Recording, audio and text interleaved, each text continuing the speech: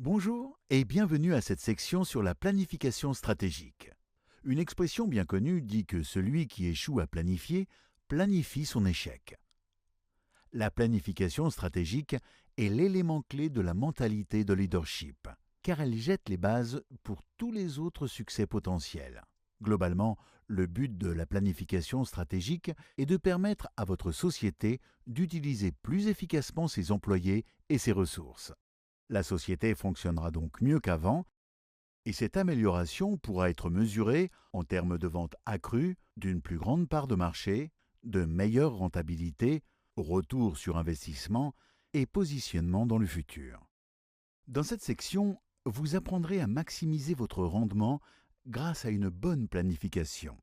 Nous discuterons de comment augmenter votre rendement en énergie, développer un état d'esprit proactif pour planifier à l'avance aussi bien les échecs que les succès, et fixer et réaliser n'importe quel objectif en cette étape. Nous pratiquerons la planification stratégique à l'aide d'un exercice durant lequel vous cartographierez tous vos objectifs organisationnels en détail en vous servant de ma méthode pour fixer, planifier et réaliser vos objectifs en cette étape.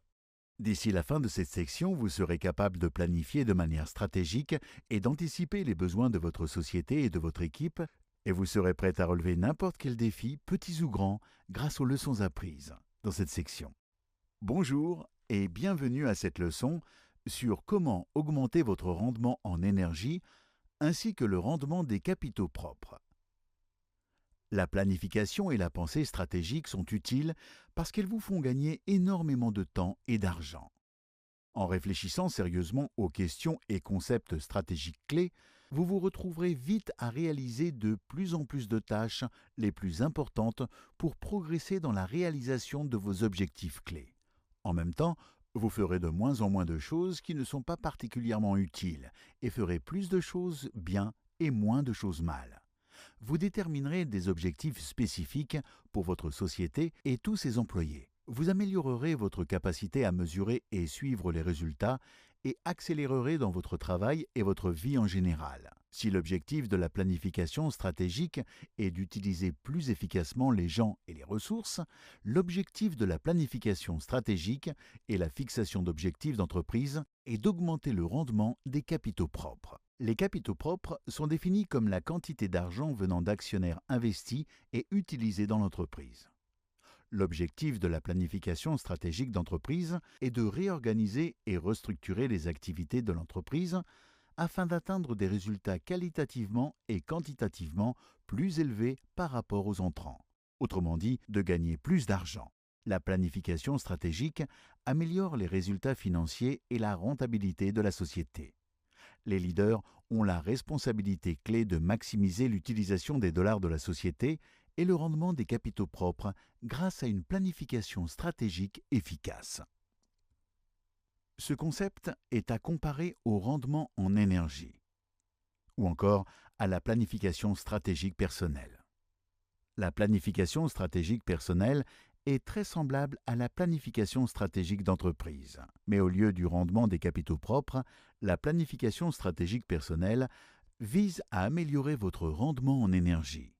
Autrement dit, augmenter votre rendement vital. Les capitaux propres d'une entreprise sont mesurés en termes de capital financier. Vos capitaux personnels, d'un autre côté, sont mesurés en termes de votre capital humain. Vos capitaux personnels sont composés des énergies mentales, émotionnelles et physiques que vous avez investies dans votre carrière. Votre objectif devrait être d'obtenir le plus haut rendement possible sur votre investissement personnel dans tout ce que vous faites. Votre investissement personnel détermine vos revenus et ceci est le point de mire de la planification stratégique personnelle. Vous savez qu'il est temps de réexaminer votre plan stratégique quand vous n'obtenez plus les résultats désirés dans votre travail et votre vie. Quand vous vous sentez frustré ou insatisfait, quelle que soit la raison, c'est souvent le signe que vous devriez vous asseoir et vous poser quelques questions difficiles. Dès que vous rencontrez de la résistance ou du stress, dès que vous commencez à travailler de plus en plus dur pour récolter de moins en moins de fruits, alors vous devriez prendre du recul et envisager la possibilité de réexaminer votre stratégie personnelle. Un élément clé de la planification stratégique est d'être capable d'anticiper et de planifier l'avenir de manière proactive, ce dont nous discuterons dans la leçon suivante. Bonjour et bienvenue à cette leçon sur la proactivité. Avant de commencer, prenez un moment pour vous demander: êtes-vous proactif ou réactif sur votre lieu de travail? Il y a certainement des moments où être réactif est approprié, quand il y a de nombreuses décisions à prendre en même temps. Il y a des moments où nous devons être flexibles et nous adapter à un environnement qui évolue rapidement. Il y a des moments où les plans à long terme doivent être abandonnés pour satisfaire des besoins immédiats. Et il y aura toujours des obstacles inévitables que même la personne la plus proactive au monde n'aurait pas pu prévoir ni éviter. Pour être un leader accompli, vous devez pratiquer la pensée proactive. Voici 4 habitudes de leadership proactif que vous pourriez adopter dès aujourd'hui. D'abord, faire preuve de prévoyance. Pour être proactif, vous devez d'abord prévoir. Les personnes proactives sont rarement prises au dépourvu. De plus, pour être proactif, vous devez développer un certain degré de pessimisme ou de scepticisme. Apprenez à anticiper les problèmes et les événements. Comprenez comment ces choses fonctionnent.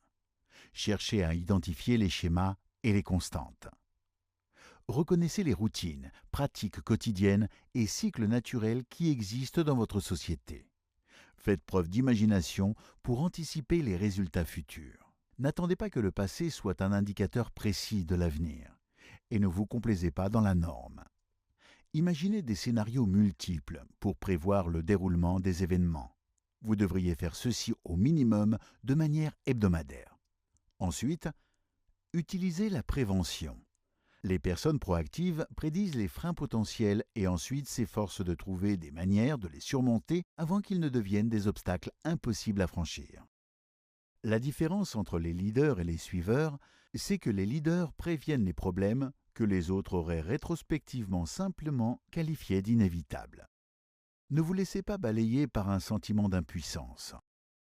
Quand vous abordez un défi, prenez les commandes et confrontez-le avant qu'il ne devienne un problème de taille. Souvenez-vous, vous êtes responsable. Enfin, planifiez. Les leaders proactifs sont des planificateurs de génie et pensent toujours à l'avenir. N'oubliez pas la perspective à long terme dont nous avons discuté dans l'introduction. Transposez le futur dans le présent. Que pouvez-vous faire aujourd'hui pour assurer le succès de demain? Ne prenez pas de décision dans le vide. Chaque décision est un lien dans une chaîne d'événements qui mène à une conclusion finale. Pour prendre la meilleure décision, vous devez savoir d'où elle vient, où vous vous trouvez et où vous désirez finir, ce à quoi vous devriez réfléchir tous les jours. En dernier lieu, prenez l'initiative. Être proactif signifie agir à temps et de manière préventive. Les leaders pensent aux solutions, tandis que les suiveurs pensent aux problèmes. Prenez l'initiative et faites partie de la solution. Vous devez être décidé et prêt à effectuer le travail sans attendre. La procrastination n'est pas une option. Assumez la responsabilité de vos initiatives. Défendez vos décisions. Être proactif signifie que vous avez pris des mesures prudentes, réfléchies, pour choisir la voie appropriée. Vous ne réagissez pas juste impulsivement à votre environnement. Nous parlerons davantage de votre orientation sur l'action plus tard, dans ce cours. Bonjour et bienvenue à cette leçon sur ma méthode en 7 étapes pour fixer et atteindre vos buts. Cet exercice simple en 7 étapes peut vous aider à fixer et réaliser n'importe quel objectif personnel. Il est fiable, concret et mène à des résultats immédiats.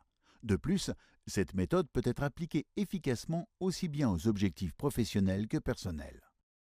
Commençons. Voici comment fixer des objectifs réalisables en 7 étapes et les réaliser.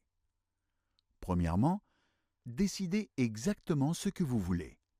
Soyez clair et spécifique. Vos objectifs devraient être assez clairs pour les expliquer à un enfant de 6 ans et pour qu'un enfant de 6 ans puisse vous dire si vous êtes prêt d'atteindre votre objectif. La simplicité est la clé. Deuxièmement, écrivez-le. Seuls 3% des adultes ont écrit leurs objectifs et tous les autres travaillent pour eux. Nous avons travaillé là-dessus lors de l'exercice de la leçon d'introduction, parce qu'il est extrêmement important d'écrire vos objectifs avant de commencer quoi que ce soit. Troisièmement, fixez une échéance. Dans le cas d'objectifs majeurs, fixez des échéances intermédiaires. Les échéances sont comme un système de forçage programmé dans votre subconscient qui œuvre 24 heures sur 24 pour réaliser votre objectif. Quatrièmement, dressez une liste de tout ce que vous pensez devoir faire pour atteindre votre but. À mesure que vous pensez à de nouvelles tâches ou éléments, ajoutez-les à la liste jusqu'à ce qu'elles soient complètes. Faire des listes robustes est une compétence essentielle de la gestion de projet, dont nous discuterons en détail dans la section suivante. Cinquièmement, organisez votre liste par séquence et par priorité. Vous organisez votre liste par séquence en décidant de l'ordre dans lequel vous devriez compléter vos tâches, ce que vous devriez faire en premier, en deuxième ensuite. Vous organisez votre liste par priorité en déterminant quelles tâches sont plus importantes et quelles activités sont moins importantes. Quelles activités peuvent le mieux vous aider à atteindre votre but le plus rapidement? Sixièmement, passez immédiatement à l'action. Faites quelque chose, n'importe quelle chose, mais lancez-vous. Faites le premier pas et mettez en branle le processus de réalisation de vos objectifs. Et septièmement, la dernière étape, faites quelque chose tous les jours pour réaliser votre objectif majeur. Cette étape est importante, car il n'est pas facile de se lancer dans un nouvel objectif. Il faut énormément d'énergie pour sortir de votre zone de confort. Mais une fois que vous aurez commencé, il sera bien plus facile de continuer. Si cet objectif est assez important pour votre succès personnel ou celui de votre organisation, il n'y a aucune raison de ne pas y travailler tous les jours. Dans la section suivante, nous mettrons en pratique cette méthode en 7 étapes pour fixer et réaliser vos objectifs à l'aide d'exemples concrets. Félicitations! Vous avez terminé cette section sur la planification stratégique. Dans cette section, nous avons discuté de comment maximiser vos résultats grâce à une bonne planification, améliorer votre rendement en énergie, développer un état d'esprit proactif et réaliser n'importe quel objectif en 7 étapes. Napoléon Hill a dit « La plupart des individus connaissent l'échec, car ils ne créent pas de nouveaux plans pour remplacer ceux qui échouent. » Vous devez constamment planifier pour l'avenir. Grâce à une bonne planification stratégique, votre objectif est en définitive de devenir inarrêtable. Décidez à l'avance que quoi qu'il arrive, vous ne baisserez jamais les bras. La persévérance est l'autodiscipline en action. Chaque fois que vous persévérez et surmontez les échecs et déceptions inévitables de la vie, vous devenez meilleur et plus résistant. Vous développez un caractère plus fort et plus profond. Vous accroissez votre estime de soi et votre confiance en soi. Décidez exactement ce que vous voulez, écrivez-le, élaborez un plan et travaillez-y chaque jour. Faites-le encore et encore jusqu'à ce que cela devienne une habitude et vous accomplirez davantage dans les prochaines semaines et mois que la plupart des gens en plusieurs années. Dans la section suivante, nous allons utiliser les compétences de planification stratégique que vous avez apprises et les appliquer à la gestion de projet.